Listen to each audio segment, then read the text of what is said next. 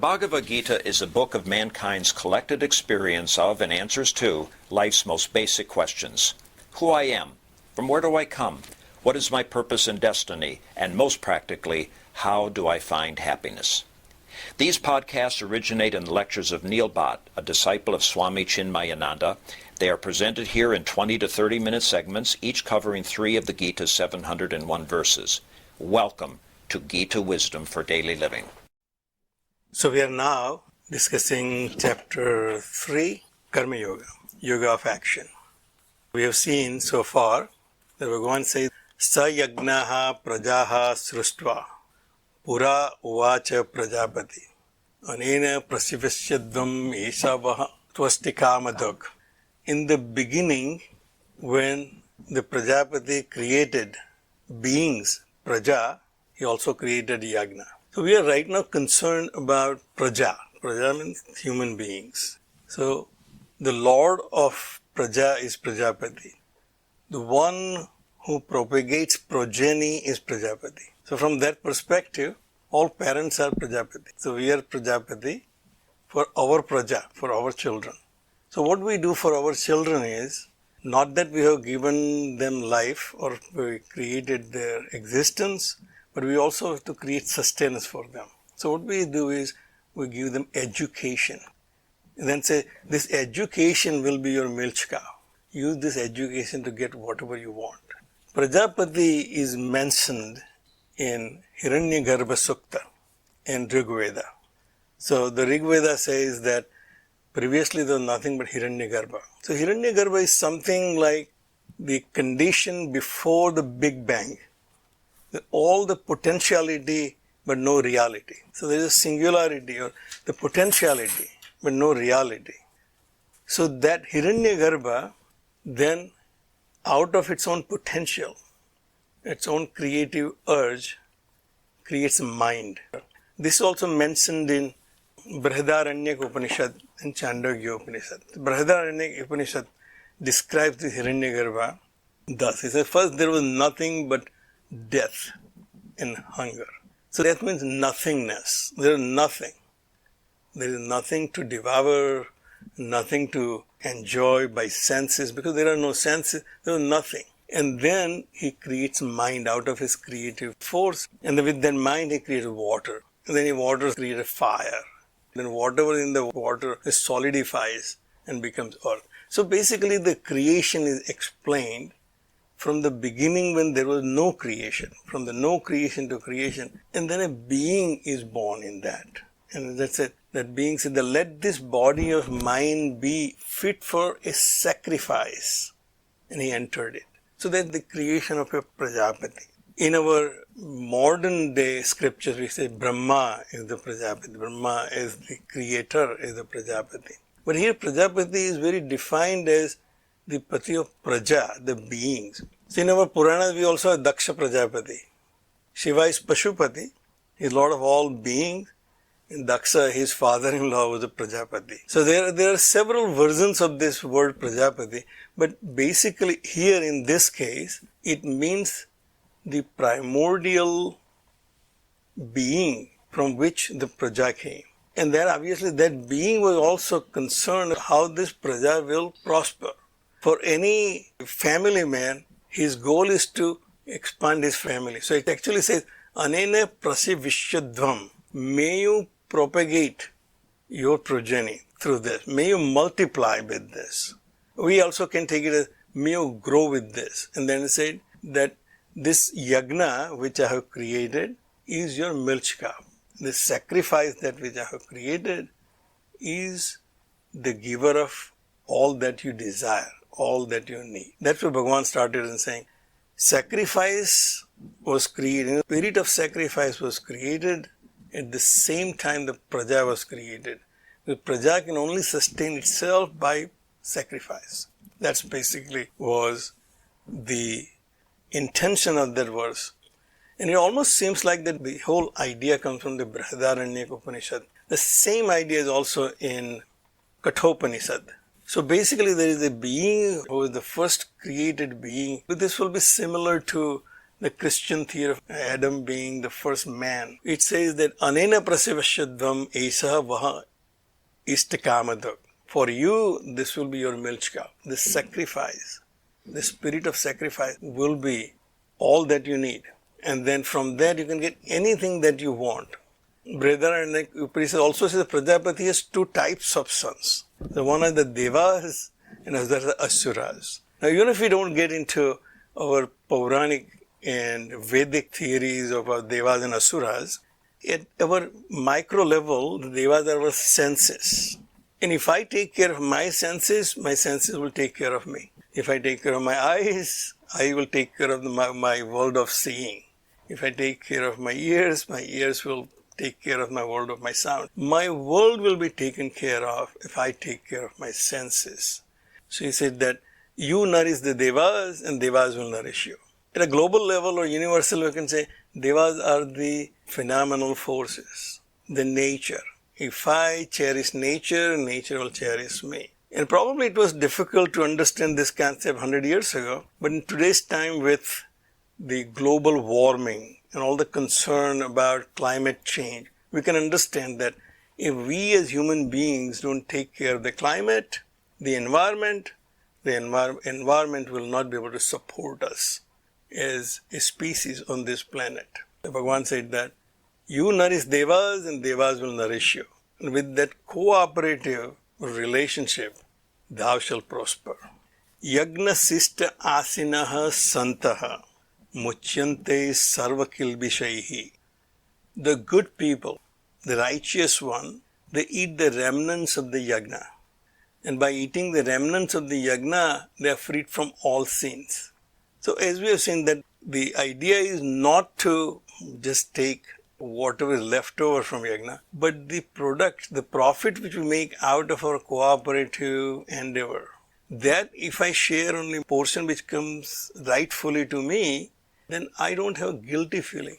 If I run a company, there's a profit, and if I don't become so greedy that nobody else gets, everybody suffers, but I get the lion's share, Bhagavan said, then you're a thief. As we have seen earlier, if you get the lion's share of what comes out of the collective activity, everybody has put their sacrifice in it, they put their efforts in it. What came out of that activity, if I take away lion's share, then I'm a thief. But if I take what is rightfully mine, what comes to me as prasad from that activity, there will not be any guilt feeling. I have done my part. What I take from this community, I give it back. I live in Henrico County, I use their services, I pay my taxes. You have no guilt feeling. If you're not paying your taxes, you will have guilt feeling. The good people who eat the remnants of yajna, the rightful portion which comes to them as prasad of the yajna, they are freed from all sin. They have no guilt.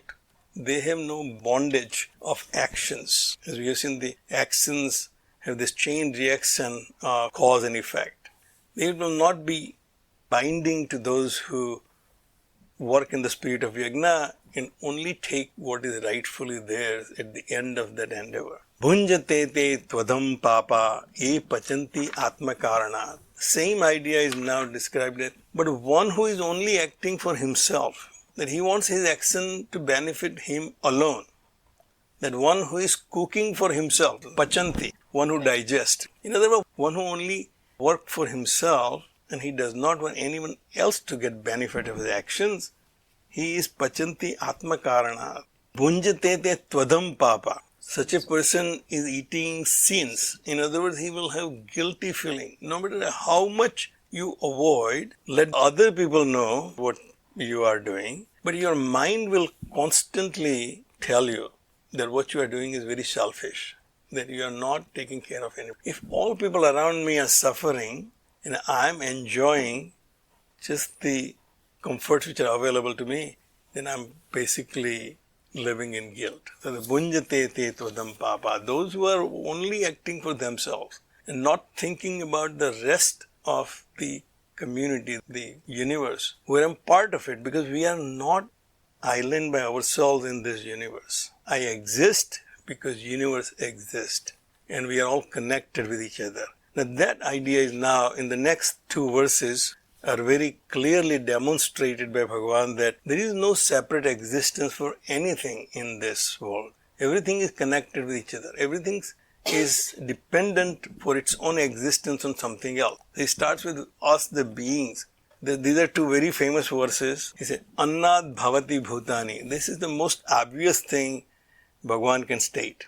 That's something you and I can vouch for. That my body is made up of nothing but food.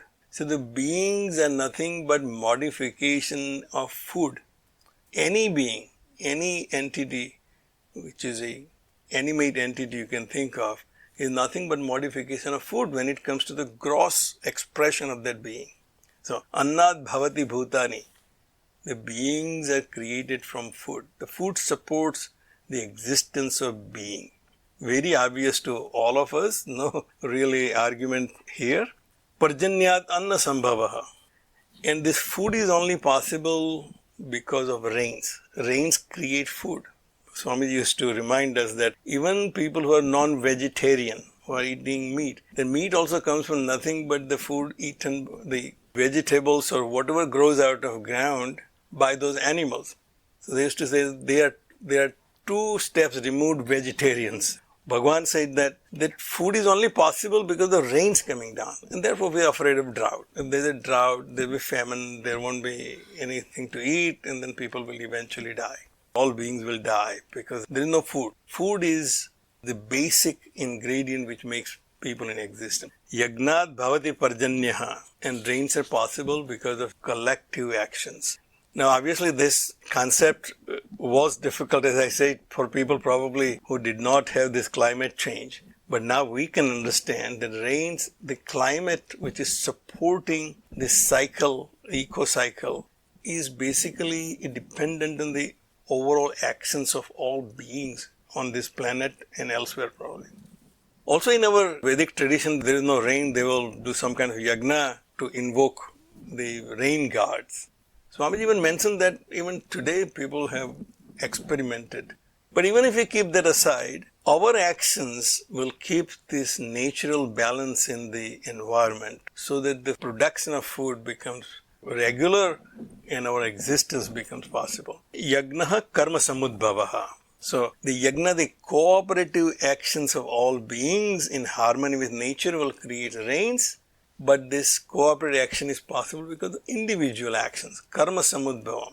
That obviously we understand. Unless each one of us do our part, there won't be a cooperative action. There won't be yajna. There is no communal projects. So when you do communal project, the unit is an individual action.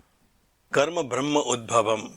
Now this is where I think it's slightly complicated because various translators have translated very differently. At least this Bhagavad Gita says, this Brahma is Brahma, the creator. The karma is possible because Brahma has created this universe. The other translation I have seen which says Veda. Karma is possible because of Veda. In other words, Veda instructs you how to act in this world. So we can go back to that ritualism. Veda says what karma kand to perform. And you are now performing karma according to that karma kand, and therefore this yajna is possible. That's one definition. Or you can also look at it as this universe, which is considered as the Brahma's creation, that makes the individual action possible. Without that, there is no individual action. So it's a karma Brahma udbhavam. With the know that Brahma akshara samudbhavam. And that Veda or that Brahma is possible because of that imperishable Brahman, that imperishable self, that uncaused cause of all things, that imperishable Brahman is the root substratum for all that is happening. Tasmat sarvagatam Brahma nityam yagni pratishthitam. Therefore, that all-pervading self is always present in any action, in any yagna. Without that all-pervading self, none of this was possible. All that cycle which we have described is not possible. Therefore, he is the support of all this activity. This chakra, this cycle in nature, which is described. We can call it as natural cycle, eco-cycle, whatever, but we see that in nature, things work in cycle. And unless all parts of this cycle performing properly, the cycle gets disturbed and out of balance. So the last verse which we take today says, Evam pravartitam chakra. This cycle is thus revolving, set in motion by the Creator himself, Prajapati or Ishvara. So Hiranyagarbha, which we have talked about, is equivalent to Ishvara. The Ishvara, as we have discussed before, is Brahman, pure consciousness with the power of Maya, is Ishvara. When he, with his creative urge, creates, he becomes Ishvara. The cycle is set in motion by the Creator himself. Na vartayati iha yaha. One who does not follow that cycle, one who is not following the discipline of acting his part in that cycle, aghayuhu indriyaramaha mogham parthasa jivati. Such a person is living in sin. Indriyaramaha, he is engaged in nothing but sense pleasures only. He is not concerned about his own well-being or the well-being of the society, or well-being of all his family, or well-being of his community, or in the end, the cosmic cycle, or the nature, the environment. Such a person is living in sin, and mogham parthasa jivati. He is wasting his life. In other words, this precious life which is given to him after the eons of evolution, that he has become a Praja, a human being, that is now wasted. There was one question last time Govind asked, he said, why we are always given this example of inanimate objects such as sun and moon, and say follow there, because they don't have a choice. Sun is shining without any discrimination, but sun really doesn't have any choice, as we know now as people of science. Or the rain, or a tree, or the examples given by Mahatmas really doesn't make much sense to me, because I am the person who has free will. I choose whether this is right or wrong. Sun and moon do not have much choice. They do what they are supposed to be doing as they are created.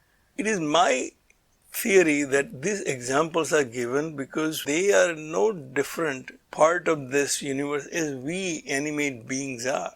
So if we are part of the same universe which came out of this Big Bang, and this continued to expand, and the life was created, we became who we are, we actually have a larger sense to participate in this will than inanimate objects which are involuntarily participating. So the sages are pointing out that rest of the universe is in harmony with each other.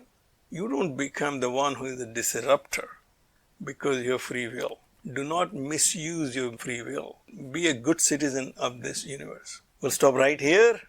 If you find this podcast helpful, please support it by donating any amount by going to the episode's website at neilbhatt.podbean.com or at chinmayarichmond.org.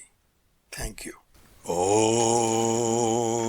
Sarve Bhavantu Sukhina Sarve Santu Niramayaha Sarve Bhadrani Pashyantu Ma Kaschid Dukkha Bhag Bhave. Om Shantihi Shantihi Shantihi. Harihi Om. Shri Gurubhyo Namaha. Harihi Om.